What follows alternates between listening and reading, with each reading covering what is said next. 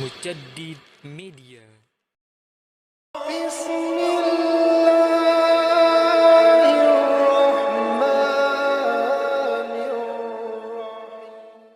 Assalamualaikum warahmatullahi wabarakatuh. Alhamdulillah wassalatu wassalamu ala rasulillah wa ala alihi wa sahbihi wa mawalah wa la hawla wa la quwata illa billahi wa ba'du. Malam ini kita akan sedikit mengkisahkan dulu seputar kisah-kisah Bani Israel yang tidak ada kaitan langsung dengan Nabi Allah Musa alaihi salatu wassalam, dan mengkisahkan tentang kisah Bani Israel dibolehkan di dalam Islam, sebagaimana hadis Abi Hurairah radhiyallahu an mengatakan, hadithu am Bani Israel wala haraj.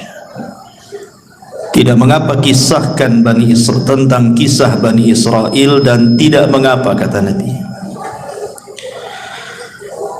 Bahkan dalam sebuah hadis yang lain yang dikeluarkan dari Imam Ahmad dari hadis Abdullah ibn Amr ibn As radhiyallahu an, Nabi SAW mengatakan, balighu anni walau ayat, sampaikan pada manusia dariku walaupun satu ayat. Wa hadithu an Bani Israel wala haraj, wa man kadzaba alayya muta'ammidan falyatabawwa maq'adahu minan nar. Dan kisahkan juga tentang kisah-kisah Bani Israel, dan tidak mengapa. Barang siapa yang berdusta atas namaku, kata Rasul, secara sengaja, maka silahkan tempat duduknya di neraka. Bahkan hadis Jabir bin Abdullah radhiyallahu an, hadis ini disahihkan oleh Syekh Nasiruddin Al-Albani rahimahullahu taala. Kata Nabi SAW, hadithu an Bani Israel wala haraj, fa innahu kanat fihimul a'ajib. Ceritakan oleh kalian tentang kisah-kisah Bani Israel, dan tidak mengapa, karena dalam kisah-kisah mereka itu ada keajaiban-keajaiban. Kemudian setelah itu dikisahkan tentang sekelompok manusia di zaman Bani Israel, di mana mereka ingin menghidupkan orang yang sudah mati. Kata beliau, Nabi SAW, summa ansha'a yuhadithu sallallahu alaihi wasallam, faqala kharra ta'ifatun min Bani Israel hatta atau maqbaratan lahu min maqabirihim, faqalu law sallayna rak'ataini da'awna Allah azza wa jalla an yukhrija lana rajulan mimman qad mata nas'aluhu anil mauti. Qala fa fa'alu fa bainahum kadzalika ittala'a rajulun ra'sahu min qabri. Kemudian dikisahkan ada sekelompok Bani Israel yang keluar sehingga mereka mendatangi salah seorang kuburan di antara kuburan-kuburan mereka. Lalu sebagian mereka berkata, sebaiknya kita solat 2 rakaat dan berdoa kepada Allah agar Dia mengeluarkan kepada kami seseorang yang telah mati, untuk kita bertanya tentang rasa kematian. Lalu kemudian mereka pun berdoa. Ketika mereka sedang berdoa itulah, tiba-tiba kemudian keluar kepala dari kuburan itu, muncul kepalanya ke atas. Kemudian ketika muncul kepalanya di atas itu, orang yang sudah mati yang dihidupkan ini tiba-tiba ngomong dan mengatakan, ya haula ma aradtum ilayya, wahai kalian, apa maksudnya kalian membangkitkan aku? faqad mittu mundu mi'ati sana, aku sudah mati 100 tahun yang silam. Fama sakantu an hararatil maut wa an hararati al mauti, dan sampai sekarang aku masih belum terlepas dari rasa panas saat kematian. Kemudian dia mengatakan, fad'ullah azza wa jalli an yu'idani kama kuntu. Sekarang kalian berdoalah kepada Allah untuk Allah kembalikan kepadaku ke dalam kuburan. Ya mungkin kalau di zaman sekarang kan enggak ada dan tidak bisa juga kita lakukan. Tapi hadis ini sahih. Makanya kenapa Nabi SAW mengatakan dalam kisah-kisah mereka itu terdapat keajaiban. Coba orang yang berdoa kepada Allah untuk minta dibangkitkan satu orang, tiba-tiba betul-betul dibangkitkan. Kemudian ditanya soal rasa kematian, dia mengatakan, aku sejak 100 tahun yang silam sampai sekarang masih merasakan panas, katanya. Kenapa kalian bangkitkan diriku? Apa maunya kalian? Kemudian dia meminta agar orang-orang ini berdoa kembali kepada Allah untuk dikembalikan lagi ke dalam kuburannya. Dan di sini juga ada faedah betapa dahsyatnya orang-orang yang masuk ke dalam kubur itu. Ma'asyiral muslimin yang dimuliakan Allah Azza wa Jalla. Tetapi walaupun demikian, Nabi SAW membolehkan untuk menceritakan kisah-kisah Bani Israel, bukan berarti kemudian semua kisah Bani Israel diceritakan, tidak. Karena ada yang sahih, ada yang tidak sahih, ada yang benar, ada yang tidak benar. Kalau sesuai dengan dalil kita ceritakan, kalau tidak sesuai jangan ceritakan. Makanya Nabi SAW mengatakan, jangan kalian tanya tentang ahli kitab tentang sesuatu, karena mereka tidak menunjukkan sedikit pun petunjuk kepada kalian. Boleh jadi akhirnya kalian mendustakan yang benar atau membenarkan yang dusta. Dari sini kita tahu bahwa kalaupun harus mengkisahkan kisah mereka, maka kisah-kisah yang sesuai dengan dalil saja. Karena betapa banyak kisah-kisah Israiliyat itu yang enggak jelas, maudhu, palsu gitu ya. Nah, kita akan berusaha mengkisahkan kisah-kisah yang sesuai dengan dalil-dalil yang sahih. Ma'asyiral muslimin yang dimuliakan Allah Azza wa Jalla, yang pertama, kisah tentang dua orang di zaman Bani Israel yang salah satunya bersumpah melewati takdir Allah Subhanahu wa taala. Kisah ini disebutkan oleh Abi Hurairah radhiyallahu an, dan kisah ini juga dikeluarkan oleh Al-Imam Abi Dawud dan disahihkan oleh Syekh Nasiruddin Al-Albani rahimahullahu taala dalam As-Sahihah. Dari Abu Hurairah radhiyallahu anhu, aku mendengar Nabi sallallahu alaihi wasallam bersabda, kana rajulani fi Bani Israil. Dulu ada dua orang di zaman Bani Israel, mutawakhayyain, keduanya saling bersaudara, berkawan baik.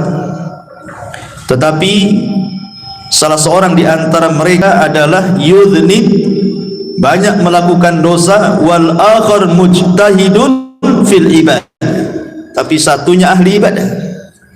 Jadi ada dua orang Bani Israel, satunya ahli maksiat, satunya ahli ibadah.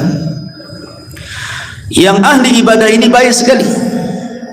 Jadi setiap melihat kawannya yang bermaksiat itu selalu dinasihati agar bertobat. Tetapi kawannya yang ahli maksiat ini tetap saja tak mau bertobat. Sehingga suatu hari mungkin yang ahli ibadah ini melihat kawan yang ahli maksiat ini sudah melampau maksiatnya. Menurut kacamata dia mungkin sudah tidak bisa ditolerir lagi, sudah parah gitu ya bahasanya. Akhirnya kemudian dia pun menasihati agak keras. Masalahnya nasihatnya inilah yang jadi masalah.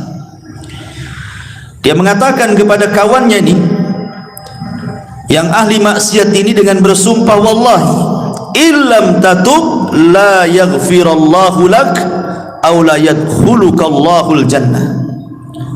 Kalau engkau tidak bertobat kepada Allah Subhanahu wa taala, kupastikan kau tidak akan diampuni dosamu, dan kupastikan kau tidak masuk surga. Lah ketika kemudian disebutkan orang yang ahli maksiat ini juga marah dan mengatakan, khallini wa rabbi abu ista alayya raqiban, ngapain kau peduli dengan aku, katanya. Apakah engkau diutus oleh Allah jadi malaikat raqib mengawasi aku tiap hari? Biarkan aku dengan Rabbku, kata. Ini urusan aku dengan Tuhan, nggak ada urusan kamu, katanya. Akhirnya Allah subhanahu wa ta'ala takdirkan keduanya meninggal. Yang ahli ibadah Allah masukkan ke dalam neraka, yang ahli maksiat Allah masukkan ke dalam surga.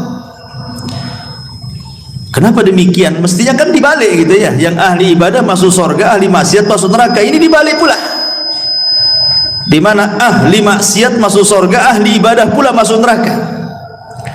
Masalahnya, kata Abu Hurairah radhiyallahu an, ketika mengomentari hadis ini, dia mengatakan, walladzi nafsi biadi, demi zat yang jiwaku berada di tangannya, kata Abu Hurairah, demi Allah, yang satu itu, maksudnya yang ahli ibadah itu, sudah mengucapkan dengan satu kalimat, au baqad dunyahu wa akhiratah, yang menjadikan dunia dan akhiratnya terjungkal. Artinya tidak ada manfaatnya, dunia tidak ada manfaat, akhiratnya pun tidak ada manfaat.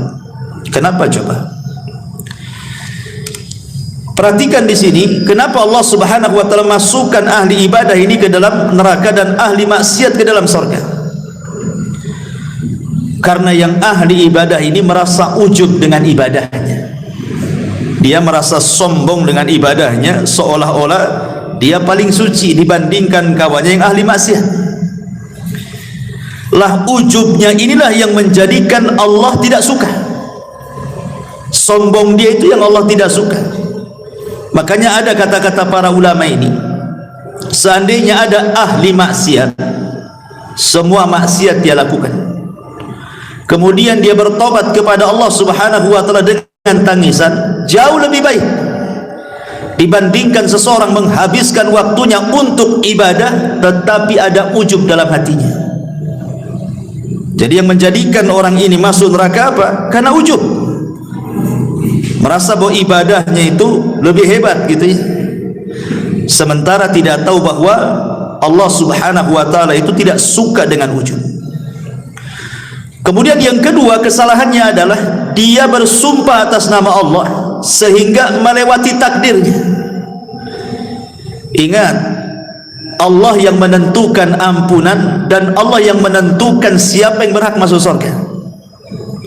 Tetapi orang ini sudah menentukan, kalau kau tidak bertobat, katanya, maka Allah tidak akan mengampuni dosamu dan kupastikan kau tidak masuk surga.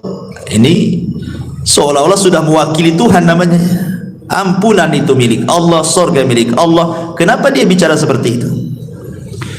Sementara yang ahli maksiat ini kan persoalan dia dengan Allah. Maksiat dia yang ia lakukan itu antara dia dengan Allah, bukan antara dia dengan hambanya. Kalau seandainya maksiatnya berkaitan dengan hamba itu lain lagi urusannya kan.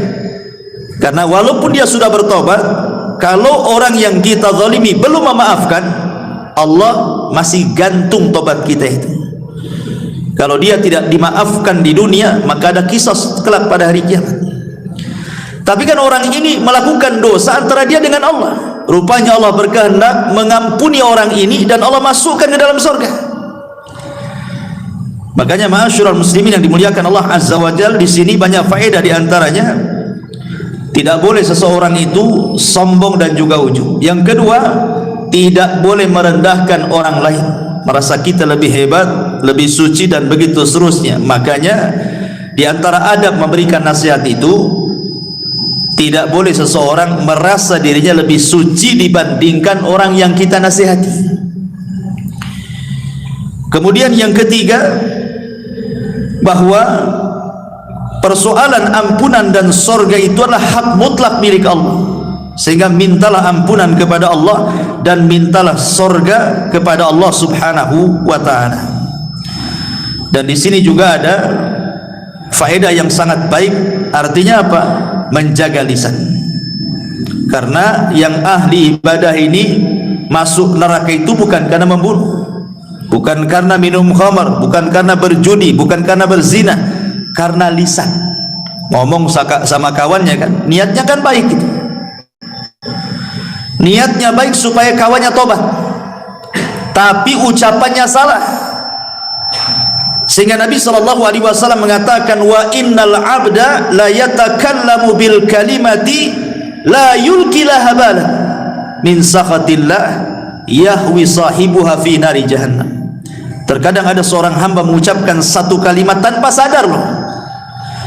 Ini kan orang ini ngomong tanpa sadar karena emosi, sehingga mengeluarkan kata-kata kan. Tetapi tetap saja sadar ataupun tidak, orang ini karena sudah mengucapkan satu kalimat yang membuat Allah murka, cukup Allah masukkan dia ke neraka. Subhanallah. Bagaimana kalau ucapannya itu dirangkai sebelumnya? Memang sudah dirangkai dari rumah untuk ngomong gitu ya. Lebih parah lagi, orang ini tidak sadar karena saking marahnya dia ngomong begitu. Maka ini juga ada faedah tentang jaga lisan dan juga beradablah kepada Allah Subhanahu wa taala. Jangan melintasi takdir yang sudah Allah takdirkan kepada setiap manusia. Ini kisah yang pertama. Kisah yang kedua dari kisah-kisah Bani Israel, dari Muhammad ibn Sirin, dari Abi Hurairah radhiyallahu anhu, Nabi sallallahu alaihi wasallam bersabda. Ini bercerita tentang seseorang yang masuk surga karena memberi minum seekor anjing. Nabi mengatakan, bainama rajulun yamshi fashtadda alaihi al-atas. Ada seseorang berjalan di padang pasir, kemudian dia kehausan. Kemudian fanazala bi'ran, nampaklah ada sumur di situ. Dia pun turun ke dalam sumur itu, fasyariba minha, kemudian dia berhasil minum dari air sumur itu. Tsumma kharaja, kemudian dia naik. Setelah naik, fa idza huwa bikalbin yalhath ya'kulu athara minal atshi.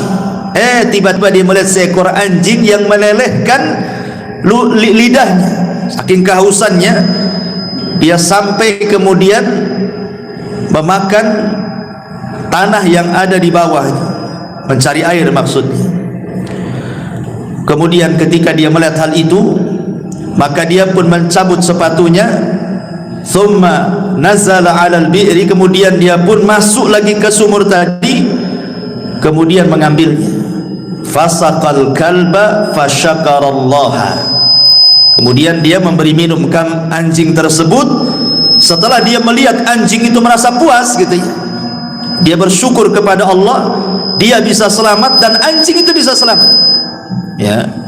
Kemudian apa yang terjadi? Faghafara lahu, maka Allah ampuni dosa-dosanya. Kemudian mereka mengatakan, ya Rasulullah, wa inna lana fil bahaim ajran. Apakah, kata Nabi, para sahabat mengatakan, wahai Rasul, apakah kami akan mendapatkan pahala ketika kita berusaha untuk menyayangi binatang? Maka Nabi SAW mengatakan, fi kulli kabidi ratbatin ajrun. Kata Rasul, pada setiap yang berhati basah itu, kalau kita sayang dengan hal itu, maka itu dapat pahala. Artinya di sini ada faedah besar bahwa seseorang itu dalam Islam dituntut untuk menyayangi binatang, menyayangi binatang. Yang kedua, memberi makan atau minum kepada binatang itu termasuk sedekah, termasuk sedekah. Sampai ada seorang syekh itu ditanya, ya syekh, apakah kalau seandainya saya punya peliharaan kucing, kemudian kita pelihara baik-baik, kita kasih minum, kita kasih makan, kita rawat dia, apakah kalau seandainya pahalanya aku kirim kepada orang tuaku yang sudah meninggal, apakah sampai? Maka Syekh ini mengatakan, ya tentu sampai, karena setiap sedekah itu bermanfaat untuk orang mati. Tapi tentu yang paling bermanfaat kepada orang mati tentu adalah doa.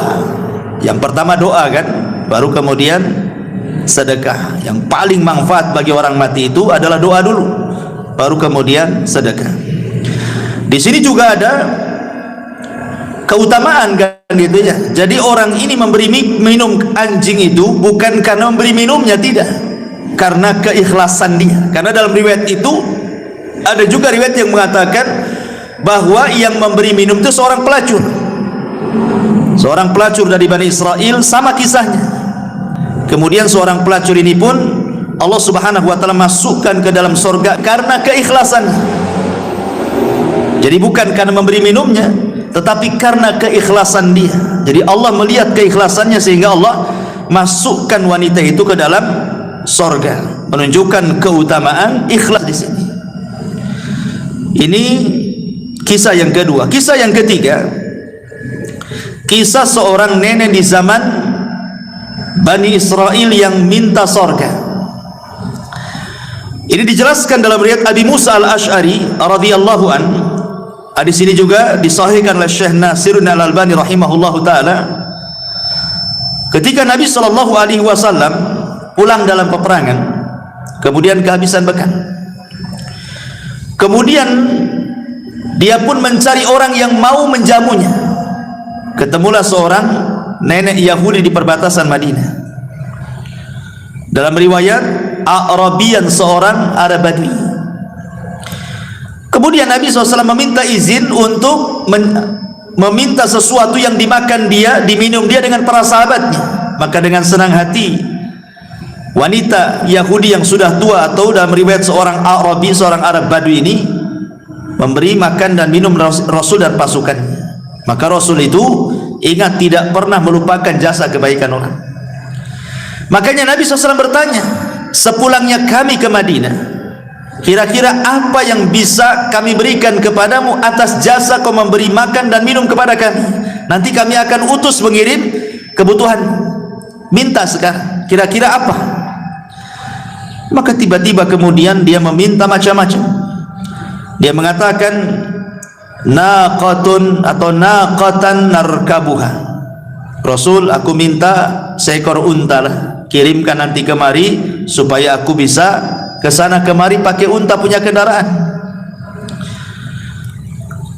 Dalam riwayat dia meminta anjing supaya bisa menjaga kambing-kambingnya, kalbun yahrusu ghanami.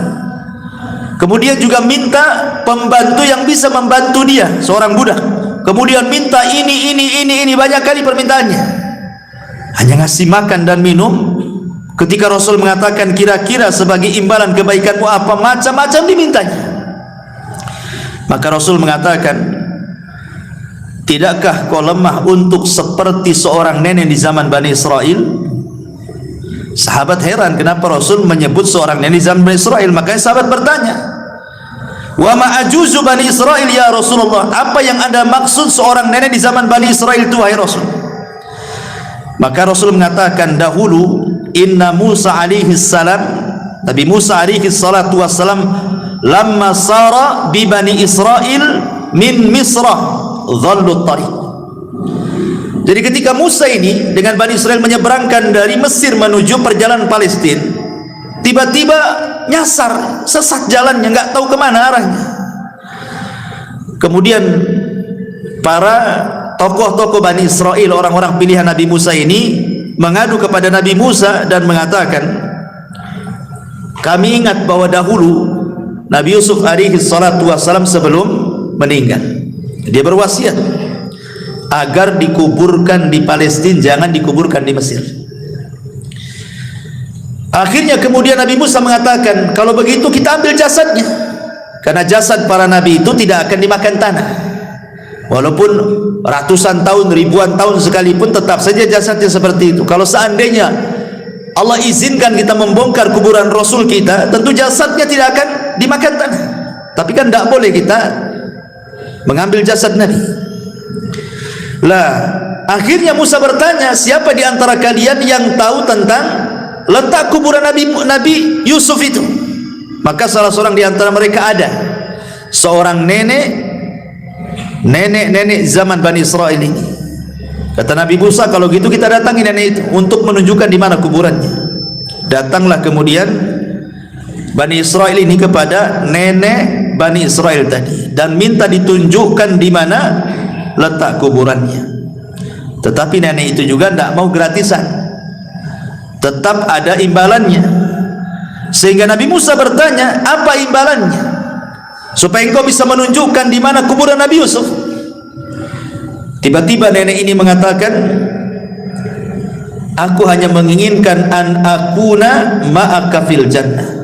Tolong doakan kepada Allah, jadikan aku bersamamu di surga, kata. Subhanallah, ya. Tentu Nabi Musa terdiamlah. Nabi Musa kan enggak punya surga. Yang punya surga Allah, kan begitu. Masa hanya menunjukkan di mana kuburan Nabi Yusuf minta surga? Jadi teman Nabi Musa lagi, kan? Terlampau tinggi, kan, bayarannya.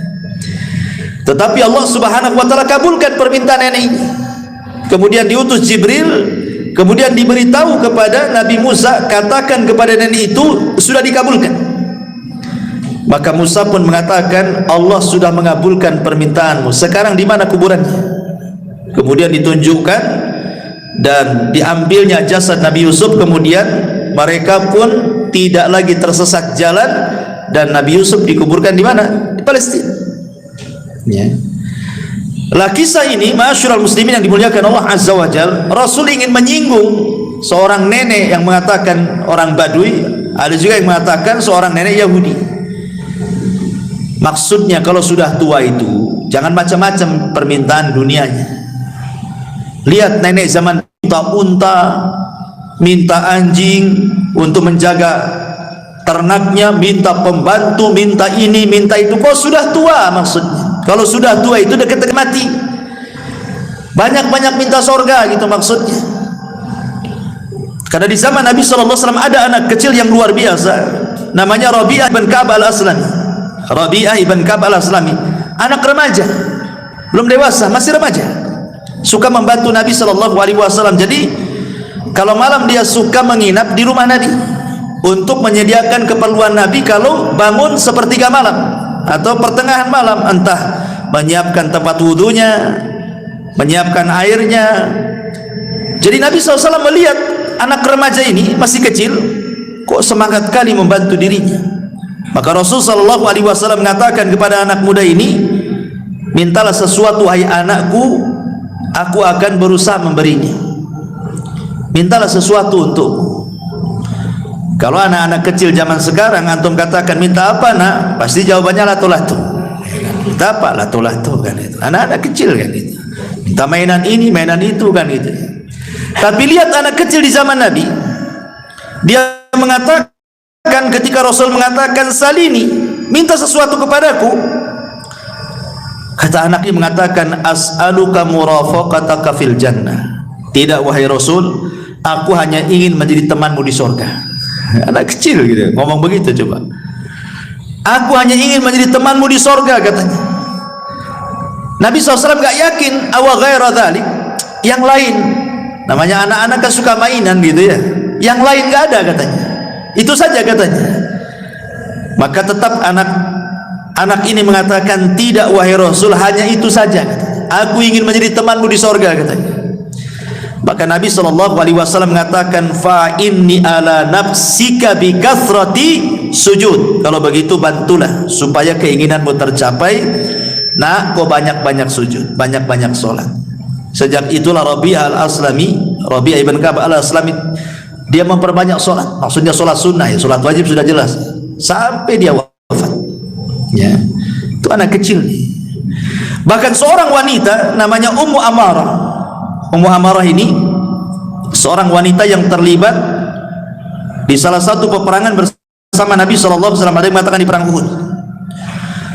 Perang Uhud itu kan perang kekalahan kaum muslimin. Bahkan Rasul masuk perangkap orang-orang musyrik, kan hampir mati Rasul di perang ini. Bagaimana tidak coba, penutup kepalanya kan kena pecah gitu ya, karena diterjang oleh musuhnya dengan pedang sampai pecah tuh helm kepalanya, sampai serpihannya menancap di pipinannya. Yang nyabutnya saja sampai rompang giginya karena dicabut pakai gigi. Abu Bakar berusaha mencabut dengan tangan, tidak bisa juga. Akhirnya datanglah seorang sahabat, kalau tidak salah Abu Ubaidah ibnul Jarrah, kemudian dicabut oleh giginya sampai rompang giginya, cabut serpihan yang ada di pipi Rasul. Ya. Lah Ummu Amarah ini ketika Rasul masuk ke dalam parit itu, jebakan orang-orang Quraisy itu, kan sahabat ketika itu kan kocar-kacir gara-gara Nabi diisukan mati. Padahal ketika itu yang meninggal siapa? Mus'ab bin Umair. Lah Mus'ab bin Umair ini kalau pakai baju besi, dari depan, dari samping, dari kiri kanan itu persis seperti Nabi. Jadi ketika Mus'ab bin Umair mati, disangka Nabi yang mati gitu. Tersebar isu bahwa Nabi meninggal gitu di perang Uhud itu. Akhirnya kemudian para sahabat banyak yang lari. Tapi datanglah Anas bin Nadar menyemangati mereka untuk kembali ke peperangan. Akhirnya mereka maju lagi ke peperangan. Cuman ketika mereka lari kan Rasul sedikit yang melindungi. Lah salah satunya seorang wanita namanya Ummu Amarah. Padahal tugasnya seorang wanita dalam peperangan itu bukan untuk perang, untuk mengobati orang luka kan itu ya, menyediakan konsumsi gitu. Ini karena melihat kacau, ikut dia dalam peperangan. Ketika dia betul-betul menghalangi panah-panah orang itu untuk sampai kepada Nabi SAW, jadi badannya dijadikan tameng, jadi panah-panah itu menancap sama dia gitu. Kemudian kata Nabi SAW, karena melihat semangatnya Ummu Amarah, kata Rasul, salini ya Umma Amarah, mintalah sesuatu wahai Ummu Amarah sekarang. Kata Ummu Amarah, as'aluka ma'aka fil jannah, aku hanya minta kepadamu, tolong sertakan aku di sorga bersamamu. Akhirnya kata Rasulullah, kalian akan bersamaku di sorga. Nah, gitu kan. Orang dulu ya, dari anak kecil minta sorga, perempuan minta sorga. Ini pula orang yang sudah mau mati, kata Rasulullah, kenapa kau tidak minta seperti orang tua di zaman Bani Israel minta sorga, minta dunia pula gitu. Nah, jadi di sini juga pelajaran besar bagi kita bahwa kalau usia itu sudah menginjak tua, nah, perbanyaklah dekat-dekat masjid, banyak zikir, dekat-dekat dengan Allah kan. Walaupun tua bukan tanda-tanda mati kan, tapi umumnya orang tua dekat ajalnya. Kenapa? Karena umurnya sudah dibatasi. Dalam hadis Rasul, umatku ini umurnya berkisar 60 sampai 70. Lewat dari situ sedikit. Hati-hati nih kalau sudah 60 tahun ke atas. Ya, harus banyak-banyak dekat dengan Allah Subhanahu wa taala. Ini diantara kisah Bani Israel juga. Kemudian kisah yang lain, kisah seseorang yang luar biasa bertawakal kepada Allah Subhanahu wa taala, kisah tentang amanah. Dari Abi Hurairah radhiyallahu an, dia menceritakan dari Nabi sallallahu alaihi wasallam, annahu dzakara rajulan min Bani Israil sa'ala ba'dha Bani Israil an yuslifahu alfa dinar, bahwa ada seorang Bani Israel yang meminjamkan pinjaman kepada Bani Israel yang lainnya, seorang laki-laki di Bani Israel yang lainnya, sebanyak 1000 dinar. 1000 dinar banyak, ikhwan. 1 dinar itu kalau mau diemaskan pakai rap lebih, kalau dirham separohnya. Kalau 1000 nah berapa tuh? Banyak kan itu, ratusan juta kan itu. Lah ketika kemudian sudah berhadapan nih orang yang mau pinjam utang nih kepada orang yang punya uang ini, masalahnya ketika itu tidak ada saksi. Gimana ini tidak ada saksi? Kalau kita kan, kalau antum pinjam uang sama saya, kalau di atas 50 juta kan tentu harus ada saksi gitu ya, kalau perlu bawa notaris gitu ya kalau kita ya. Kecuali kalau pinjamnya 500 sejuta yang enggak ya. Kalau udah banyak kan notaris lah kan gitu, nanti kabur pula kan. Kadang-kadang hanya pakai kwitansi saja, itu pun ada materainya, itu lemah kali lah gitu ya. Nanti dituntut nih loh buktinya. Semua orang bisa nulis loh kwitansi saja, kadang materai saja lemah gitu ya. Kadang kalau sudah banyak pasti notaris kalau kita ini. Jadi Bani Israel ini meminjam, katanya siapa saksinya? Siapa kira-kira saksinya? Aku akan beri uangku 1000 dinar, tapi siapa saksinya? Ya. Akhirnya dia mengatakan, kafa billahi kafila, saksinya Allah. Saksinya Allah. Coba kalau zaman sekarang bilang saksinya Allah, 100 juta gitu kan. Gak yakin orang sekarang dengan Allah tuh. Orang dulu saksinya Allah. Kalau sudah menyebut Allah, yakin tuh, dikasihlah 1000 dinar itu. Kemudian ditentukan berapa bulannya, tanggalnya, hari pengembaliannya. Kemudian pisah begitu saja. Tetapi karena dua-duanya amanah, yang punya uang amanah, yang pinjam uang pun amanah. Ya, kalau sekarang dua-duanya nggak amanah. Yang minjemin ya nggak amanah, belum waktunya, sibuk mau diminta lagi lah. Kita kan janjinya 3 bulan, masa baru seminggu sudah diminta lagi, kan itu. Yang lebih parah, yang minjamnya lebih tidak amanah. Malah kemudian sudah waktunya bayar, tak mau bayar. Banyak kali dustanya. Kemudian tambah lagi marah-marah. Terakhir diblokir nomornya. Nah, itu kan masalah ya. Lah pada waktu yang sudah ditentukan mau bayar, ikhwan, rumah orang yang punya uang ini dengan rumah orang yang pinjam ini harus melewati sungai. Jadi ada perahu yang mengantarkan ke seberang gitu. Jadi hari itu pagi-pagi buta lah ini, orang ini berangkat dari rumahnya ingin bayar uang. Karena jauhnya jaraknya, akhirnya sampailah sore hari. Sementara kapal yang mengantarkan dari ujung ke ujung sungai itu sudah nggak ada lagi. Ya, mungkin kalau sekarang kan ada last ferry jam berapa gitu ya, udah ketinggalan kapal, udah nggak ada. Karena dia takut kepada Allah Subhanahu wa Ta'ala, sudah janji ini harus dibayar, takut kepada Allah Azza wa Jalla, dia bingung. Sementara orang yang punya uang pun bingung dan nunggu-nunggu, kok tak nampak-nampak, mau bayar nggak ini? Gitu ya. Akhirnya dia tawakal kepada Allah Azza wa Jalla, diambilnya kayu, kemudian dibelah, kemudian uangnya ditaruh di situ, kemudian diikat, nulis suratnya di situ, kemudian dihanyutkan ke sungai, kemudian pulang. Dan dia mengatakan, Bismillahi tawakkaltu ala Allah, hanya menyebut namamu ya Rabb, aku bertawakal kepada Allah, sampaikan uang ini kepada orang itu, aku sudah berjanji hari ini harus sampai. Pulang dia. Ya. Sementara yang nunggu-nunggu di seberang sana bingung nih, kok nggak datang-datang, sudah mau maghrib pun tak datang-datang. Dipikirnya, daripada kemudian pulang tak nenteng-nenteng, mendingan cari kayu bakar kan gitu. Dapatlah 2-3 kayu bakar, bisalah kan zaman dulu nggak ada kompor gas gitu. Akhirnya kemudian nampaklah ada kayu cantik bagus gitu. Bagus juga nih kan untuk kayu bakar. Akhirnya berusaha dia mengambil yang sedang hanyut itu, dibawa pulang. Ya. Sampai di rumah, dia lepas ikatannya, dia mau belah gitu ya. Rupanya ada uang 1000 dinar. Kemudian ada surat bahwa ini surat pelunasan dia. Subhanallah, ikhwan. Makanya saya katakan di awal tadi, kisah-kisah Bani Israel dia aneh-aneh. Kalau antum lakukan kayak gini, ikhwan, nggak sampai ke orangnya. Coba aja. Anyutkan aja kayu itu. Apa nggak untung yang ngambil yang mandi itu kan itu ya.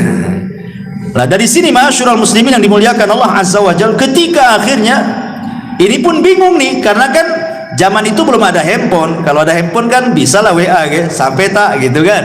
Nah, tak sampai ya, atau sampai kan nggak ada WA. Jadi suatu hari ketemu.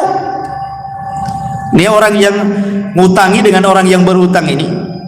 Kemudian dia mengatakan kepada orang ini, sesungguhnya waktu aku hendak mengirim uang itu kapal sudah tidak ada, tetapi aku berusaha meletakkan di kayu, mudah-mudahan sampai kepadamu. Kemudian dia mengatakan, fa innallaha qad adda anka alladhi ba'da. Tenang, Allah sudah hantarkan kayu yang kau simpan uang itu kepadaku, katanya. Subhanallah. Dari sini kata para ulama, bagaimana ada beberapa faedah. Yang pertama tentang pentingnya seorang itu membayar hutang, sudah jelas ya. Kemudian yang kedua di sini ada fadlut tawakal, keutamaan tawakal yang kuat. Pasti orang bertawakal itu akan menyampaikan kepada tujuannya. Orang kalau menghendaki sesuatu kemudian menambatkan kepada Allah keinginannya, pasti Allah Subhanahu wa Ta'ala tidak akan menyia-nyiakan orang yang mengatakan, ya Rabb, wahai Rabb, aku ingin begini. Tawakalnya kuat ya. Kemudian juga di sini juga ada tentang karamah para wali. Itsbat karamah al-auliya. Bagaimana di sini wali-wali Allah yang betul-betul beriman dan bertakwa Allah tolong. Ya ini kan keajaiban gitu kan, mengantar uang pakai kayu bakar gitu. Kemudian juga dibolehkan seseorang di sini untuk hutang piutang. Dan ingat, hutang piutang dalam Islam ini murni persoalan sosial. Tidak boleh mengambil keuntungan dalam hutang piutang. Ingat ya, hutang piutang ini persoalan sosial. Murni soal persoalan sosial, sehingga tidak boleh mengambil keuntungan. Kalau ada hutang piutang mengambil keuntungan, berarti Anda sedang bertransaksi riba namanya. Seperti dulu kan rentenir, pinjam 100 bayar 110, ya kan? Pinjam 1000 bayar 1100. Itu rentenir. Atau di bank-bank ribawiyah kan ma'ruf. Hutang-hutang mesti harus ada bunganya. Semua riba enggak boleh. Ataupun hutang piutang seolah-olah digambarkan bisnis. Yang banyak terjadi di masyarakat kan, pamannya saya sudah punya usaha, sudah jalan. Cuman pengen dikembangkan. Enggak ada modal lagi. Datanglah anak ke antum. Ada enggak antum uang 50 juta? Per bulan saya kasih antum 2 juta. Mau enggak? Saya sudah ada usaha. Anak pinjam saja. Kalau kapan-kapan antum mau ngambil, antum bisa ambil. Akhirnya antum kasih ke saya 50 juta. Tiap bulan anak kasih 2 juta, 2 juta, 2 juta. Sudah 1 tahun antum butuh duit. Tat, saya butuh duit lah. Bisa enggak dibalikin duitnya? Yang kapan? Yang dulu yang 50 juta saya kembalikan 50 juta. Maka yang tiap bulan 2 juta 2 juta itu riba tuh antum makan. Ya. Itu bukan bisnis namanya, itu hutang piutang namanya. Kalau bisnis itu tidak bisa dibuat nominal secara angka, harus dibuat nominal secara persen. Nih keuntungan bulan ini berapa? Akadnya kamu berapa persen, saya berapa persen. Oke lah 60, 40, 70, 30 kan gitu ya. Nggak boleh diangkakan tiap bulan kamu 2 juta. Kenapa? Sebab kalau untung banyak, yang rugi yang punya modal. Kalau untung sedikit, yang rugi yang memainkan modal. Masa dalam bisnis ada untung rugi gitu kan? Harus sama-sama. Senang bagi 2 gitu ya. Susah juga ditanggung bersama. Nah, itu yang terjadi di masyarakat. Nah, yang seperti ini riba tidak boleh, karena ada kaidah mengatakan kullu qardin jarran naf'an fahuwa riba. Setiap barang jaminan yang kemudian terdampak ada manfaat, maka manfaatnya riba. Kan seolah-olah begini, saya taruh 50 juta tapi jaminannya kamu ngasih 2 juta per bulan. Seolah seperti itu jadinya. Nah, maka ini riba, tidak boleh ya. Jadi kalau seandainya kita ini naruh modal 50 juta, 100 juta kemudian rugi, ya kan kesepakatan namanya rugi. Gimana lagi? Kecuali kalau seandainya teledor, umpamanya nih bisnisnya herbal, tanpa sepengetahuan pemodal ganti pula bisnis sepeda motor. Nah, itu lain lagi itu keteledoran orang yang memainkan modal namanya. Ya berhak kita mengambil uangnya. Akan kita kan jual herbal, kenapa jadi jual motor second antum? Akhirnya rugi kan gitu. Balik duitnya, itu tidak masalah ya. Jadi kalau itu kesalahan yang memainkan modal namanya. Tapi intinya dalam kisah ini ikhwan, bahwa pentingnya seseorang itu perhatian dengan utang piutang ini. Jangan enak ketika berutang, tak enak pula ketika membayar. Itu kebanyakan ya. Tapi ini juga kisah di zaman Bani Israel. Kemudian juga yang lain kisah di zaman Bani Israel adalah kisah orang yang membanggakan nasab. Hadis ini dikeluarkan Imam Ahmad dalam musnadnya dari sahabat Ubay ibn Ka'ab radhiyallahu anhu. Intasaba rajulani ala ahdi Rasulillah sallallahu alaihi wasallam. Jadi ada 2 orang di zaman Rasul. Di zaman Rasul 2 orang itu berbangga dengan nasab. Dan ingat orang-orang jahiliyah dulu itu memang paling suka berbangga dengan nasab. Makanya ada ayatnya. Apa ayatnya? Alhaqumut takatsur hatta zurtumul maqabir. Maqabir. Apa artinya alhaqumut takatsur hatta zurtumul maqabir? Jadi orang-orang jahiliyah itu saking berbangga dengan nasab sampai menghitung kuburan. Nih kabilahku jumlahnya 1000 orang. Berapa kabilahmu? Oh kabilahku banyak, 1500 orang. Kemudian mereka datang ke kuburan. Ayo kita hitung kuburan-kuburan. Wah, nih lihat kuburan, sampai hitung kuburan orang itu. Ini kuburan, ini kuburan ini, kuburan ini, dihitung tuh kuburan tuh. Nanti banyak-banyakkan kuburan tuh. Terutama kuburan-kuburan orang-orang yang nenek moyangnya berhasil. Oh ini yang ini dulunya mantan menteri nih. Ah ini mantan jenderal nih. Nah, begitu berbangga dengan kuburan orang jahiliyah itu. Jadi zaman Rasul, satu orang berbangga dengan nasab dan mengatakan, kamu tahu siapa saya? Kata, saya anak fulan ibn fulan ibn fulan ibn fulan ibn, sampai 9 kakeknya disebut. Kemudian setelah dia menyebut 9 kakeknya, dia menghina kawannya dari kabilah lain dan mengatakan, amma anta fala ummalaka. Adapun kamu, saya yakin tidak punya keturunan sehebat aku, katanya. Rasul lewat. Rasul marah. Apa yang kalian lakukan, kata Rasul, persis seperti 2 orang di zaman Bani Israel. Rasul mengkisahkan tentang kisah Bani Israel. Kemudian Rasul menceritakan, di zaman Nabi Musa, Bani Israel itu ada 2 orang persis seperti kalian. Yang satu mengatakan ana fulan ibnu fulan ibnu fulan ibnu fulan ibnu fulan, sampai 9 kakeknya disebut. Dengan bangganya dia mengatakan, lihat kakek buyutku nih, orang-orang hebat semuanya. Amma anta fala ummalaka. Adapun kakek buyutmu paling orang-orang biasa saja, katanya. Sekarang udkur abaka, sebutkan turunan, ya. Akhirnya kemudian dengan malu-malunya dia mengatakan, adapun ana fulan ibnu fulan ibnu fulan. Dia cuma menyebutkan 2 kakeknya saja, karena kakek yang ketiganya kafir. Dia benci menyebut kakeknya yang kafir. Kemudian dia ulang lagi, ana fulan ibnu fulan ibnu fulan ibnul Islam.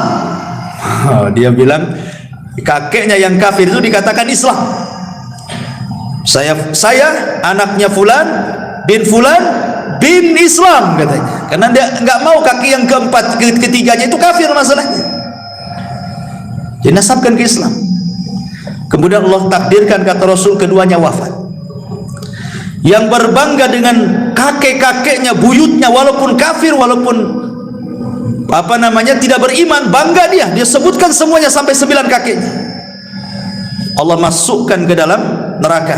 Adapun yang menyebutkan kakeknya cuma 2, ketika menyebut kakeknya yang ketiga dia tidak mau karena kafir, akhirnya dinasabkan ke dalam Islam, kemudian dimasukkan ke dalam surga. Kemudian Allah Subhanahu wa taala mengatakan kepada yang berbangga dengan kakeknya yang ke-9 itu, fa anta ashiruhum, engkau yang ke-10 kau ke neraka, kan disebutkan 9 kan, dia yang ke-10-nya gitu. Adapun engkau, katanya, masuklah ke dalam surga, fa anta thalithuhuma, engkau yang ketiganya, masuk ke surga, katanya. Gitu kan, bayangkan orang ini masuk neraka ya bukan karena mencuri, bukan karena minum khamr, karena nyebutkan saya putra ini putra ini putra ini masuk neraka. Ngeri kan, menyebutkan nasab ini. Dan ini yang paling banyak terutama di daerah-daerah itu yang masih membanggakan kesukuan biasanya, ya kan, yang ada marga-marga, ada ini itu, kadang-kadang dia bisa merendahkan marga lain dan meninggikan marga dia kan. Atau mungkin daerah yang masih kental dengan kesultanan kan, merasa dia darahnya biru, antum ini darah merah, apalagi itu tuh darah hitam katanya. Ini kan masalah ya kawan kan. Nah ini masalah. Jadi jangan sampai membanggakan keturunan karena tidak ada manfaatnya. Fala ansaba yauma idin, terputus nasab pada hari kiamat, nggak ada nasab-nasab. Makanya Rasul mengatakan, man batta'a bihi amaluhu lam yusri bihi nasabuhu. Kata Rasul, kalau lambat amalnya percuma nasabnya. Hari ini orang ngaku syarifah, syarif, habib, habibah gitu ya, percuma saja ngaku habib keturunan Nabi. Kalau kelakuannya kayak bajingan buat apa kan itu? Percuma, karena yang dilihat itu bukan nasabnya tapi amalannya. Lalu apa berbangga dengan nasab kan itu? Terkadang ada orang berbangga dengan nasab sedikit, saya keturunan Nabi, keturunan Nabi, keturunan Nabi kan itu ya. Ya, kita perlu berbangga juga. Nabi masih ada keturunan, kita muliakan mereka. Tetapi kalau buat kesombongan, buat apa coba? Maka nasab itu tidak ada gunanya di akhirat. Yang menjadikan orang masuk surga itu adalah amalan. Baik. Kemudian juga kisah yang lain, masih kisah di zaman Bani Israel, adalah kisah 3 orang yang diberikan penyakit kemudian diuji dengan nikmat. Masyhur kisahnya ya, karena terdapat dalam kitab Riyadhus Shalihin, hadis dari Abu Hurairah radhiyallahu anhu, di mana hadis ini juga terdapat dalam Sahih Bukhari Muslim, sudah jelas sahihnya ya. Jadi di zaman Bani Israel, singkat saja saya cerita, saya tidak akan baca nasnya kepanjangan. Di zaman Bani Israel itu ada 3 orang yang Allah Subhanahu wa taala berikan penyakit. Yang pertama abras, yang kedua aqra, yang ketiga a'ma. Abras, aqra, a'ma ya. Maksudnya abras itu seseorang yang punya penyakit sopak ya. Sopak itu apa ya? Semacam penyakit kulitnya, rusak kulitnya ya. Baras. Kemudian yang kedua, Allah Subhanahu wa taala berikan penyakit aqra, penuh dengan penyakit di rambutnya sehingga tidak satu helai pun rambut itu tumbuh dan banyak boroknya. Ingat di zaman dulu kan, zaman baheula lah ya, yang sudah tua-tua ini biasanya dulu kan rambut ini sudah kayak mahkota. Zaman dulu kan rambut tuh mahkota, makanya zaman dulu itu yang nampak di di pesak belakang celana itu bukan dompet, sisir. Ya kan, zaman dulu kan sisir di sini tuh. Nampak gagang sisirnya. Kalau zaman dulu kan dikit-dikit nyisir ini. Karena zaman dulu rambut itu luar biasa. Sampai kalau perempuan itu bisa dijual tuh potongannya itu. Belum ada wig zaman sekarang kan. Zaman dulu tuh bisa dijual tuh potongan rambut, apalagi yang bagus mahal. Nanti dibuat gelung gitu kan. Itu zaman baheula kan. Apalagi di zaman Bani Israil, tambah lagi zaman kita aja baheula itu rambut tuh kayak mahkota di kepala gitu. Malu kalau rambut jelek itu zaman dulu. Apalagi zaman dulu kan banyak kutu ya kan. Nggak tahu sekarang kutu ini pada kemana, hilang semua. Jadi akhirnya kemudian yang ketiga orang buta. Lah Allah Subhanahu wa taala mengirim malaikat dalam bentuk manusia, datanglah kepada orang yang punya penyakit sopak, baros, yang penuh dengan borok di badannya itu. Kemudian dia mengatakan, tamanna ya abdi, kalau bercita-cita Allah Subhanahu wa taala memberikan sesuatu, kira-kira apa cita-cita? Maka yang punya penyakit kulit mengatakan, kalau Allah kabulkan cita-citaku, aku hanya ingin satu, supaya Allah membersihkan semua penyakit di badanku dan Allah memberikan kulit yang indah kepadaku. Akhirnya orang ini mengusap, malaikat yang menjelma orang ini diusap, sembuh seketika. Senanglah orang ini. Kemudian sebelum pulang, malaikat ini sebelum menghilang dia mengatakan, kira-kira hewan apa yang kau sukai? Dia mengatakan al-ibilu unta. Akhirnya dikasihlah unta bunting. Kemudian malaikat ini berpindah ke orang kedua, sama pertanyaannya. Orang yang botak banyak penyakitnya itu, maka orang ini mengatakan, kalau Allah berkehendak aku hanya ingin ditumbuhkan rambutku dan rambutku menjadi rambut yang paling indah sehingga manusia tidak membenciku lagi gitu. Diusap rambutnya, masya Allah, langsung tumbuh, hilang penyakitnya, tumbuh rambut indah dan tidak ada rambut seindah orang ini. Kemudian yang ketiga orang buta juga sama, disembuhkan. Lah orang yang punya penyakit di rambut ini kemudian ditanya, binatang apa yang kau sukai? Dia mengatakan sapi. Akhirnya dikasih sapi yang bunting. Kemudian orang buta dikasih kambing, karena dia suka kambing, dikasih kambing bunting. Allah takdirkan yang bunting-bunting dari binatang ini akhirnya semua lahiran dikembarkan anaknya, laki-laki jantan, jantan dengan betina, jantan dengan betina. Unta juga sama, lahir jantan betina. Sapi juga sama, lahir jantan betina. Kambing juga sama. Akhirnya anak-anak yang Allah takdirkan hidup, kemudian kawin berkembang, berkembang. Akhirnya satu lembah. Kayalah yang satu juragan unta, yang satu juragan sapi, yang satu juragan kambing. Allah hendak menguji 3 orang ini. Diutuslah malaikat. Ya. Kemudian malaikat ini ketika datang untuk menguji apakah orang itu bersyukur atau tidak, menjelma seperti orang ketika dia belum sembuh penyakitnya. Jadi datang kepada orang yang dulu punya penyakit sofak, malaikat ini menjelma orang sofak juga. Maksudnya supaya diingatkan. Itulah kadang-kadang kalau kita pandai bersyukur kan. Dulu kita pernah susah kerja, kemudian kaya, nengok orang susah itu akan terbayang, dulu juga saya kayak dia kan itu. Maksudnya seperti itu. Jadi akhirnya dia mengatakan, wahai fulan,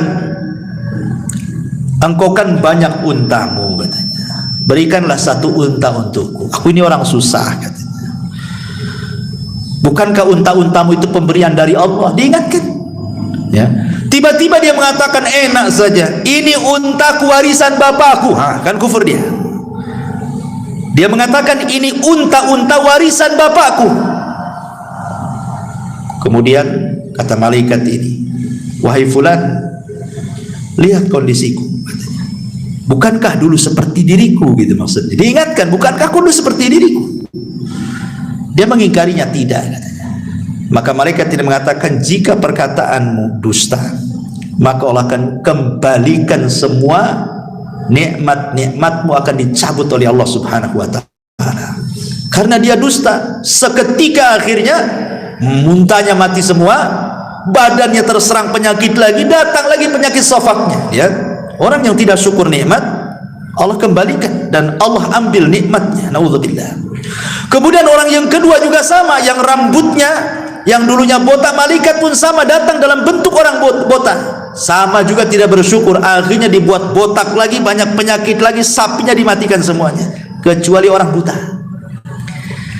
Ketika orang buta ini yang sudah tidak buta lagi, malaikat datang dalam bentuk orang buta, diminta kambingnya. Apa kata buta? Jangankan kau minta satu kambing, satu lembah kau ambil katanya. Sudah cukup pemberian, melihat ini nikmat yang luar biasa katanya.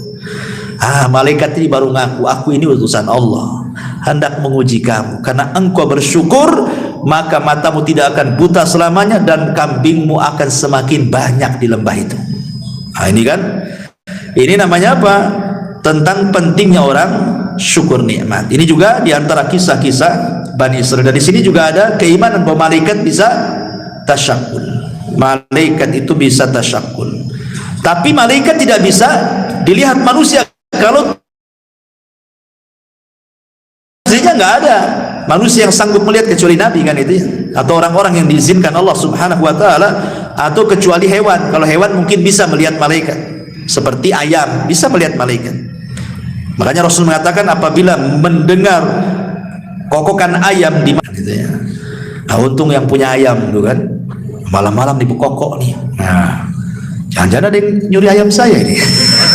Gitu. Minta nikmat atau ayamnya hilang katanya. Baik. Ini juga kisah dari kisah-kisah Bani Israil. Kemudian yang lain, kisah yang masyhur saja ya. Kisah yang lain, kisah yang dikeluarkan Imam Muslim dan juga Imam Bukhari dari sahabat Abdullah ibn Umar radhiyallahu anhu. Udzibati imra'atun fi hirratin sajanatha hatta matat. Fadakhalat fiha an-nar. Fala hiya at'amatha wala saqatha id habisatha wala hiya tarakatha ta'kulu min khashashil ardi. Dahulu kata Nabi SAW, ada seorang wanita di zaman Bani Israil yang masuk neraka gara-gara seekor kucing. Kenapa alasannya? Karena wanita ini tidak pernah memberikan kesejahteraan. Dia rawat kucing, kemudian dia kerangkeng kucing, tapi tidak dikasih makan, tidak dikasih minum, sehingga kemudian akhirnya kucing ini kelaparan. Terpaksalah kemudian makan apalah yang semut-semut di dinding atau hewan-hewan yang kebetulan lewat di situ di dinding, dimakan itu saja. Akhirnya kurus sakit, mati. Kata Nabi SAW, wanita ini masuk neraka. Wanita ini masuk neraka gara-gara seekor kucing. Yang dimuliakan Allah Azza wa Jal, dari sini ada faedah. Ini juga wanita ini kan kisah zaman Bani Israil. Di antara faedahnya adalah haram hukumnya menyiksa binatang. Tidak mesti kucing, binatang apapun kalau disiksa tidak boleh, kecuali binatang yang boleh dibunuh. Kecuali binatang yang boleh dibunuh. Apalagi binatang ini sudah Allah tundukkan kepada kita. Sudah Allah jinakkan kepada kita, antum siksa pula. Ayam, kambing, sapi, unta kan Allah jinakkan kepada kita. Jangan disakiti. Makanya ketika ada orang mau menyembelih kambing di zaman Rasul, kemudian diseret dengan paksa dan dipukuli, apa kata Rasul? Fulan, apakah engkau akan membunuh kambing itu 2 kali? Sudah kau siksa, kau sembelih, katanya. Nggak boleh menyiksa binatang. Yang kedua, boleh seseorang itu memelihara kucing, kemudian diletakkan di kerangkeng, namanya dikasih kota gitu ya, rumah-rumahan kucing, digembok, selama Anda memberikan kesejahteraan, entah makanan, entah minuman, nggak apa-apa. Ya, mafhum daripada hadis ini kan. Wanita ini kan melihara kucing, kesalahan dia karena nggak ngasih makan. Artinya kalau kasih makan, kalau kasih minum, kalau kasih kesejahteraan, tidak mungkin wanita ini masuk neraka. Mafhumnya kan seperti itu. Makanya dibolehkan orang itu memelihara kucing, asal kasih makan, kasih minum, kasih kesejahteraan. Kalau sudah waktunya kawin, ya kawinkan, ya. Tapi jangan antum pula yang kawin dia. Karena ada orang kawin sama kambing, ya kan. Itu di Jawa tuh, di mana tuh orang kawin sama kambing, didandani pula kambingnya, cantik pula tuh kambing tuh, ya. Tapi rupanya acting gitu ya. Jadi ditangkap polisi, oh ini untuk ini saja, konten katanya. Ya alasan lah depan polisi kan. Jangan-jangan betulan tidak konten itu kan. Naudzubillah. Karena juga kan ada ulama membahas orang yang menyetubuhi binatang, kan ada hukumnya. Ya, hukum bab tentang haramnya seseorang menyetubuhi binatang. Ketika dibahas para ulama, pastilah ada orangnya kan. Tidak mungkin ulama nyantumkan bab gitu saja nggak ada orangnya kan itu ya. Jangan-jangan betulan kan itu ya. Atau kalau konten, alhamdulillah. Tapi janganlah konten kayak gitu. Konten, masa konten kawin-kawin sama kambing, kayak gak ada perempuan lagi kan. Naudzubillah, ya. Taib. Kemudian juga di antara kisah Bani Israil adalah kisah kejujuran juga dan juga amanah. Kisah ini menarik. Kisah ini dikeluarkan Imam Bukhari dan Muslim dari Abi Hurairah radhiyallahu anhu. Ceritanya begini, singkat saja. Jadi ada seseorang punya tanah. Seorang ini punya tanah. Kemudian ada orang lain dari Bani Israil ingin membeli tanah itu. Akhirnya sudah deal-dealan harga sekian-sekian, deal, oke, kasih uang, mana tanahnya? Nih tanahnya, selesai. Ya. Tiba-tiba nih yang beli tanah ini pas mau digarap, dicangkuli, mau ditanami, tiba-tiba nemu harta karun penuh dengan emas. Kalau seandainya untuk hidup 7 turunan cukup tuh, saking banyaknya harta karun. Ya. Akhirnya kemudian nggak enak dia. Lah, saya kan beli kebun, bukan beli harta karun kan itu ya. Dicari orang yang membeli tanah itu. Setelah ketemu, ya fulan, ambil harta karunmu ini, saya kan beli kebunmu, katanya. Kata yang punya tanah sebelumnya, oh tidak, saya sudah beli kebun ini kepadamu. Kalau kau nemu apa-apa dalam kebunku kan milik kamu, karena kau sudah beli, katanya. Yang membeli tanah, oh tidak bisa, saya hanya beli tanah, bukan beli harta karunnya, katanya. Asih begitu aja, coba bayangkan. Ini kalau terjadi di zaman sekarang, mana ada antum bilang ini. Antum sembunyi-sembunyi lah. Alhamdulillah, katanya kan, ada harta karun, katanya. Akhirnya kemudian nggak mau juga, yang satu nggak mau, saya tahu. Akhirnya datang sampai ke pengadilan, bayangkan. Gara-gara ini sampai ke mahkamah. Hakim bingung, gimana putusin ini? Ketika ditanya kepada yang penjual, dia mengatakan, saya jual tanah Pak Hakim, kalau dia mendapatkan apapun dalam tanah, ambil, itu hak dia. Kemudian yang satu mengatakan, tidak Pak Hakim, saya membeli tanahnya, saya tidak beli harta karunnya, katanya. Ini milik dia, ambil, katanya. Kamu bingung hakim itu akhirnya kan. Mana satu nih mau kasih ini, tak mau kan itu. Kalau saya hakimnya, ya sudah kasihkan saya aja kan. Kalau saya hakimnya kan itu ya. Tapi Pak Hakim ini bijak. Kamu punya anak enggak? Punya. Siapa anakmu? Laki-laki perempuan? Laki-laki. Kamu punya anak? Sama. Perempuan, laki-laki, perempuan. Kawinkan aja anakmu, katanya. Maharnya harta karunmu. Subhanallah. Akhirnya dinikahkan, jadi kaya anak-anaknya, nggak kemana-mana kan. Ya. Dari sini ma'asyiral muslimin yang dimuliakan Allah Azza wa Jal, ada faedah yang besar di sini dalam hadis ini tentang bayanu wara'il ba'i wal mushtari. Lihat bagaimana waroknya pembeli dan penjual. Penting warok dalam jual beli itu. Kenapa? Jangan sampai kita memasukkan hal yang syubhat dalam perut kita. Ingat Ibrahim bin Adham, dia beli segantang kurma di Mekah, 1 kilo lah bahasa, 1 gantang. Kemudian nampaklah 1 butir kurma di bawah gantang, dikiranya itu kurma yang jatuh dari gantang itu. Dia ambil, dia makan. Dia berhusnudzon itu mungkin boleh jadi di takaran itu yang sudah ditakar jatuh, ya. Kemudian dia pergi ke Palestina karena ingin i'tikaf di Masjidil Aqsa. Berhari-hari dia ibadah, nggak pernah khusyuk, sholat nggak khusyuk, baca Quran nggak khusyuk. Akhirnya dia berpikir, itulah ulama dulu kalau memakan sesuatu yang haram tuh pengaruh kepada ibadahnya kan. Apa yang dilakukan saya ini, kenapa ndak ibadah kok agak khusyuk-khusyuk? Diingat-ingat maksiat apa, perasaan tak ada maksiat saya kan. Rupanya teringat dengan 1 butir kurma itu. Oh, jangan-jangan gara-gara 1 butir kurma itu katanya. Langsung dia dari Palestina, bayangkan, berangkat bertolak ke Mekah. Ya kan jauh dari Palestina Mekah, mau sebulan ikhwan, PP 2 bulan kan itu ya. Langsung dicari orang yang jualan itu, rupanya sudah tak ada. Tidak ada orang jualan itu. Ditampaknya dulu yang jual orang tua, sekarang kok jadi anak muda yang jual nih. Kemana yang jual tuh?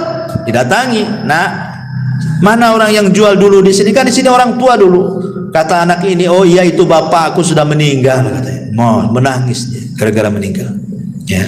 Kemudian dicerita, gimana nak? Kalau seandainya kamu ikhlaskan yang 1 butir, kan bapakmu sudah nggak ada, otomatis nih warisan kamu. Ikhlaskanlah yang 1 butir itu, katanya. Kata anak ini, Pak, gitu ya, kalau 1 butir saya ikhlaskan, masalahnya bapakku itu anaknya banyak, katanya. Anaknya bukan saya saja, anaknya banyak, bersebar di mana-mana. Kata Ibrahim bin Adham, subhanallah, sudah, mana alamat-alamatnya nih? Saya akan datang minta maaf kepada mereka, minta diikhlaskan. Satu-satu didatangi anak-anaknya. Ketika sudah mengikhlaskan semuanya, barulah dia khusyuk ibadahnya. Kita ini nggak pengaruh mau ngambil nggak ngambil ibadah, karena memang nggak pernah khusyuk kita. Kan gitu. Jadi gimana lagi, nggak ngaruh. Memang hari-hari juga nggak khusyuk, sholat nggak khusyuk, nggak biasa. Tapi lihat ulama ini luar biasa kayak gini. Ya. Subhanallah ya. Ini juga diantara kisah Bani Israel.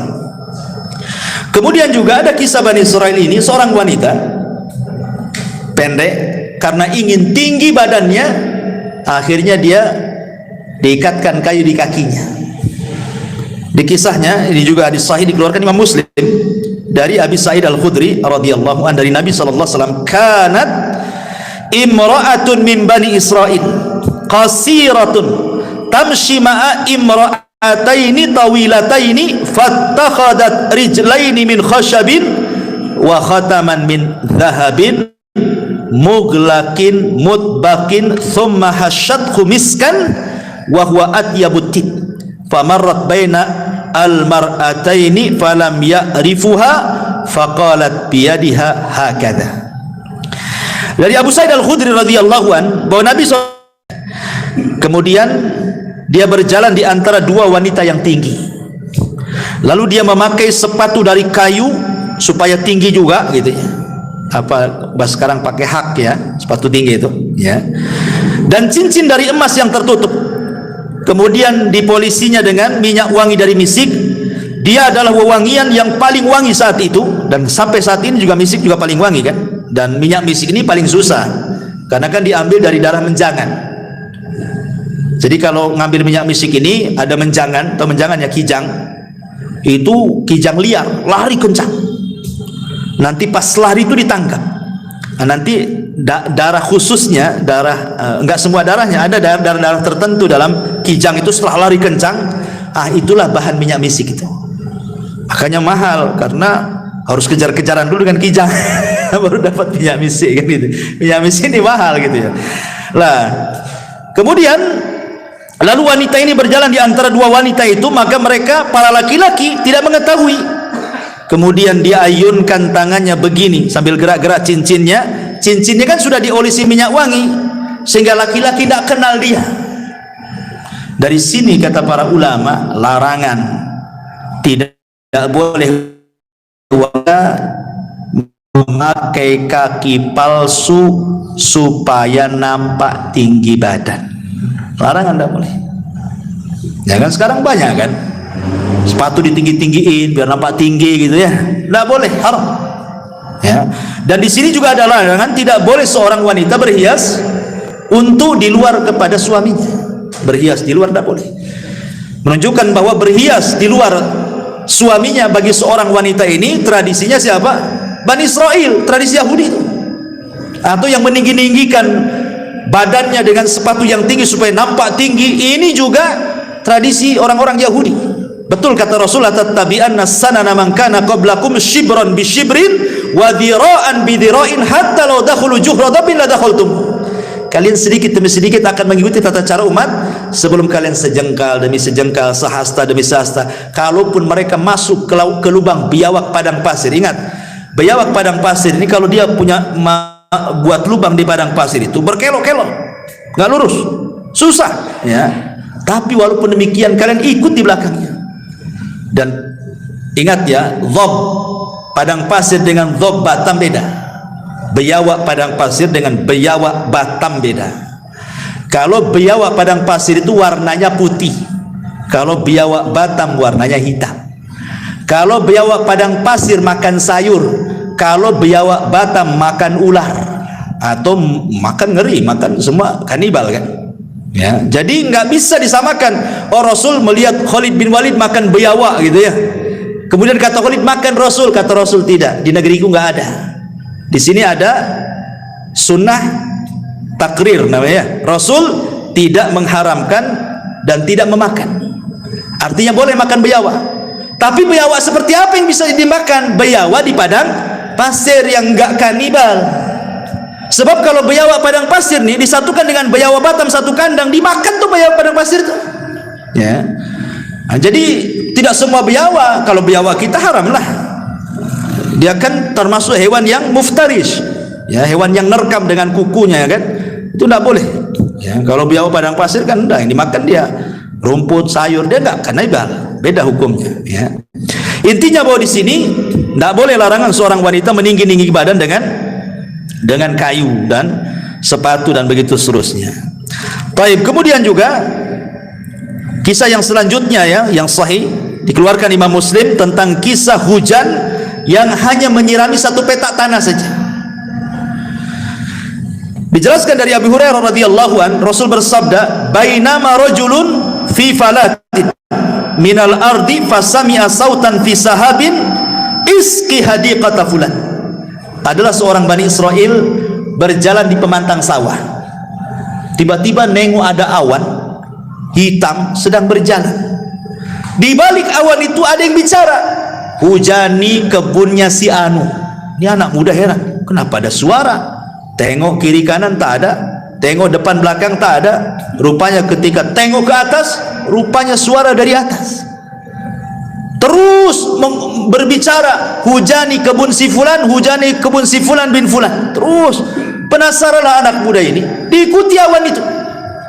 Setelah jauh dari pematang sawah itu, rupanya awan hanya berhenti di satu petak tanah itu saja. Kemudian hujan di situ. Anehnya, sebelah kiri, sebelah kanan, depan belakang tidak terkena cipratan air hujan itu. Hanya satu petak itu saja. Kok bisa? Di Batam saja kalau hujan lokal ya enggak gitu kali lah kan gitu. Berapalah satu petak tanah kan itu ya? Ya kalau hujan lokal satu tiban kan itu, Batam Center tidak. Ini satu petak dihujani. Akhirnya kemudian penasaran lah anak muda, ditunggu siapalah pemilik kebun ini. Lama keluar pula pemiliknya. Kemudian di stop. "Kamu yang memiliki ladang ini?" "Ya." "Siapa namamu?" "Fulan ibnu Fulan." Kaget anak muda ini. Kenapa? Ini nama-nama yang disebut di awan tadi. Sehingga dia penasaran. "Maaf Pak, Bapak ini kalau panen, ya kan, apa yang dilakukan dengan panenan itu?" Maka bapak ini mengatakan, "Aku sih kalau panen aku buat 3," katanya. "Sepertiga untukku dan keluargaku untuk dimakan, sepertiga aku kembalikan ke ladangku, sepertiga aku sedekahkan," katanya. "Kenapa kau tanya itu?" katanya. Baru cerita tadi. Tadi ada awan aku ikuti, rupanya hanya hujan di sepetak tanah bapak. Ya. Bagaimana di sini Allah Subhanahu wa taala akan menambah harta yang disedekahkan, syahidnya. "Ma naqasa min mali sadaqah." tidak akan berkurang harta yang disedekahkan, bahkan bertambah, dan bertambah, ya. Kemudian juga di antara kisah yang lain adalah kisah seseorang yang seorang raja yang meninggalkan kerajaannya untuk beribadah kepada Allah Subhanahu wa taala. Kisah ini terdapat di dalam Al-Bazzar, At-Tabrani dalam Al-Awsat, dan juga Al-Kabir, dan menurut Imam Al-Haythami sanadnya hasan, dan juga diletakkan dalam As-Sahihah dan disahihkan oleh Syekh Nasiruddin Al-Albani rahimahullahu taala, ya. Diceritakan oleh Abdurrahman ibn Abdullah ibn Mas'ud dari bapaknya dari Nabi sallallahu alaihi wasallam. Jadi sesungguhnya Bani Israel telah mengangkat, saya artikan saja, sesungguhnya Bani Israel telah mengangkat salah seorang khalifah, maksudnya raja, untuk mereka. Maka sang khalifah itu berdiri salat di bawah sinar bulan di atas Baitul Maqdis. Lalu ia mengingat beberapa hal yang telah diperbuatnya. Maka ia berpegang dengan sebuah tali. Pada pagi harinya tali itu masih tergantung di masjid itu. Namun ia telah pergi. Lalu raja ini pergi sampai tiba di sebuah kaum yang tinggal di tepian laut.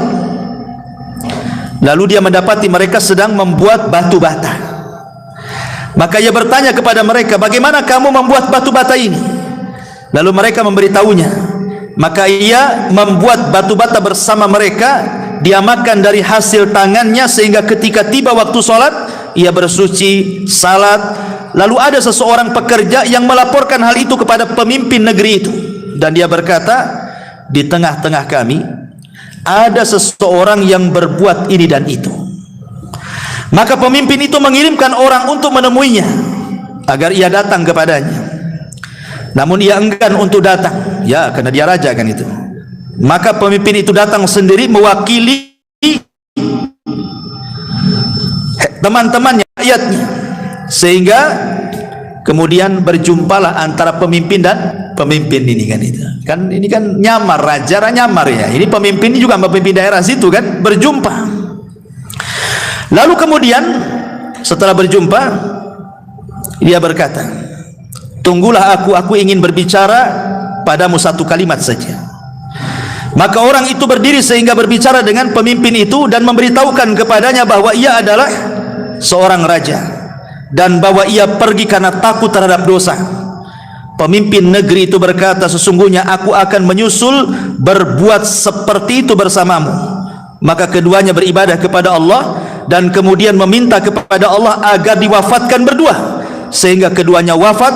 Maka Abdullah bin Mas'ud berkata, kalau aku berada di Rumailah Mesir, tentu aku akan memperlihatkan kepada kamu kuburan kedua raja tersebut yang tobat bersama-sama. Luar biasa kisah ini kan. Jadi bagaimana di zaman Bani Israel ada seorang raja yang takut dosa, kemudian karena takut dosa ditinggalkan kerajaannya. Nampaklah rakyatnya di situ ada yang sederhana, kerjanya cuman buat batu bata, ikut pula di situ.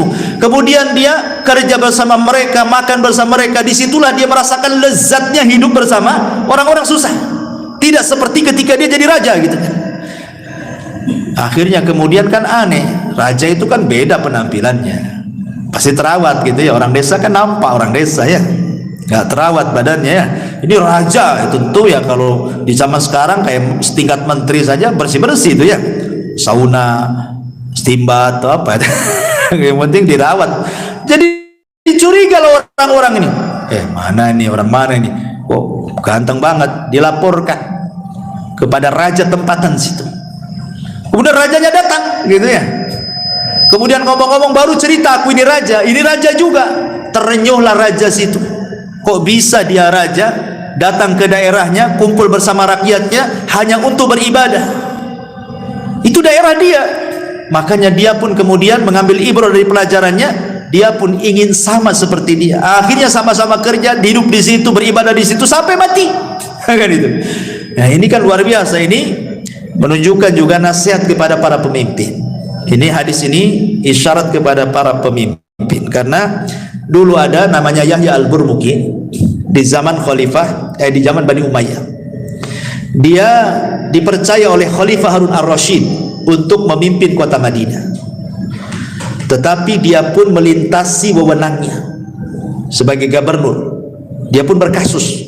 Akhirnya Harun ar-Rasyid menangkap dia dan anaknya dipenjarakan, Yahya al-Burmuki. Sehingga anaknya ini bingung kesalahan bapaknya apa, sama-sama masuk penjara kan gitu. Jadi anaknya ngomong kepada al-Burmuki ini, Yahya al-Burmuki ini mengatakan, wahai abi, dulu kita ini dihormati, dihargai, macam-macam orang mandang kita, kita sekali perintah orang langsung laksanakan. Kenapa setelah hidup senang kita kok disempitkan dalam penjara ini? Ada apa wahai ayah? Bingung anaknya. Maka Yahya al-Burmuki mengatakan, wahai anakku, boleh jadi ini doa-doa yang pernah kita zalimi, katanya.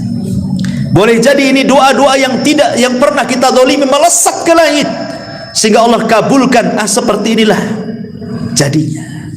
Betul kata Nabi SAW, doa yang orang yang dizalim itu kan melesat sampai ke atas awan. Ketika doa itu sampai kepada Allah, apa kata Allah? Wa bi izzati la ansurannaka walau ba'dahin. Dengan kemuliaanku, kata Allah, aku akan tolong kamu tepat pada waktunya, katanya. Kata Imam Ibnul Qayyim, walaupun doa itu disambut oleh orang kafir sekalipun, maka Allah akan di samping orang kafir itu. Bukan karena kekafirannya, tapi Allah tidak suka dengan kezaliman. Kata Imam Ibnul Qayyim, ya, catatannya bagus ya. Ini juga di antara kisah, dan banyak sekali ini sebenarnya kisahnya, masih ada 10 kisah lagi, tapi waktu juga ya. Insyaallah kita lanjutkan minggu depan. Ya, ini saja, mudah-mudahan ada manfaatnya. Subhanakallahumma bihamdika asyhadu an la ilaha illa anta astaghfiruka wa atubu ilaik. Allahu ta'ala alam. Assalamualaikum warahmatullahi wabarakatuh.